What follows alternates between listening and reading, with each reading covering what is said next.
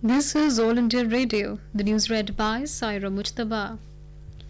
President Ramnath Kovind has given his assent for promulgation of the ordinance to ban e-cigarettes. The ordinance was approved by the Union Cabinet yesterday, which bans production, import, distribution and sale of electronic cigarettes. Finance Minister Nirmala Sitharaman, who headed a group of ministers or GOM on the issue, said the Cabinet decided to ban e-cigarettes and similar products as they pose health risk to people, especially the youth. She said a bill replacing the ordinance will be brought in the next session of Parliament. Production, import, export, transport, sale or advertisements of e-cigarettes will now be a cognizable offence. First-time violators will face a jail term of up to 1 year and a fine of 1 lakh rupees. For subsequent offences, there will be a jail term of up to 3 years or a fine of 5 lakh rupees or both. The storage of e-cigarettes shall now be punishable with imprisonment of up to 6 months or a fine of up to 50,000 rupees or both. West Bengal Chief Minister Mamata Banerjee met Home Minister Amit Shah in New Delhi today.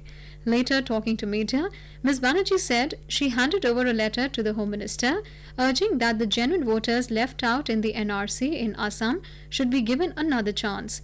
Ms. Banerjee said it was her first meeting with Mr. Shah after he became the Home Minister. She said she discussed with him various issues as the state has borders with neighbouring countries. 4 Chief Justices of High Courts have been appointed as the Supreme Court judges. With this, the total strength of the Apex Court has gone up to the highest ever number of 34. The appointees are Himachal Pradesh High Court Chief Justice V. Ramasubramanian, Punjab and Haryana High Court Chief Justice Krishna Murari, Rajasthan High Court Chief Justice S. Ravindra Bhatt and Kerala High Court Chief Justice Rishikesh Roy. 4 separate notifications have been issued by the Ministry of Law and Justice on the appointments.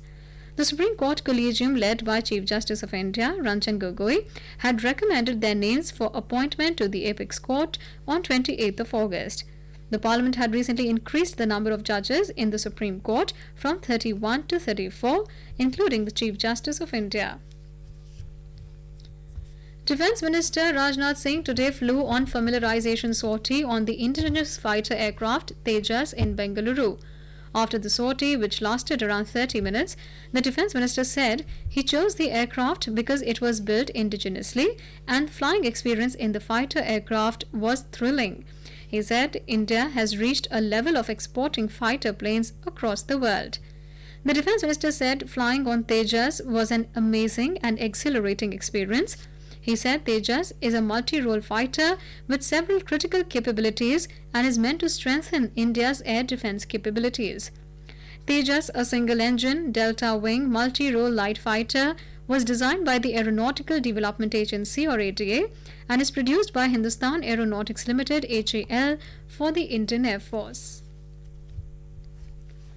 Minister of Environment, Forest and Climate Change Prakash Javadekar has said that India is in the leadership position in the field of climate change under Prime Minister Narendra Modi.